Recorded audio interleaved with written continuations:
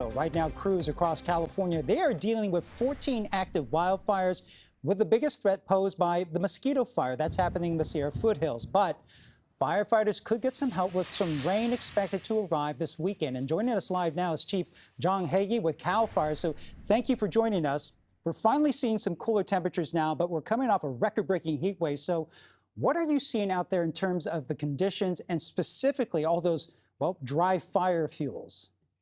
Yeah, obviously we're looking forward to the change in the weather with that rain. It's going to give a lot of benefit for all of California.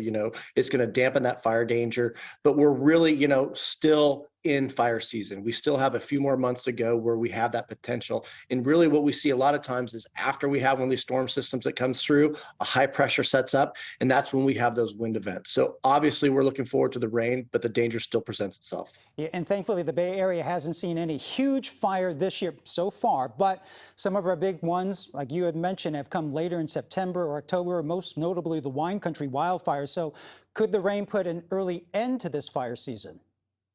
We're hoping so. What we want to see is that pattern continue to have those storms continue, every 10 days or so. That's really what we're going to see as a season ending event. But until we see that, we still have that potential and we'll still remain prepared for any large scale incidents and small ones as well. And California's network of wildfire cameras continues to expand and improve. So how much of a difference do you think they've made, at least this season?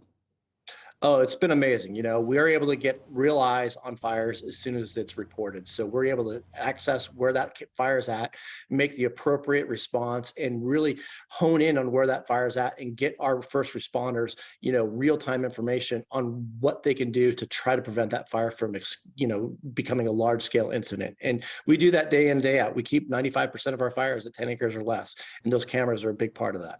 And Chief, just one last question. Is the rain kind of a double-edged sword with the danger of mudslides and some saturation in some of those burn scar areas? Absolutely. I was on the Fairview fire down in Riverside last week, and we had the potential for fighting fire on one side of the fire and having mudslides on the other side. So it's really is a double-edged sword, especially in areas that have been affected by wildfire in the last few years. They have a higher potential for mudslides because of the vegetation that's been removed. So, we look forward to the rain because it does dampen that danger, but it also presents another danger. So, there's always something. All right. Well, thank you very much, Chief Heggie from CAL FIRE. Always some good information. So thanks for joining us.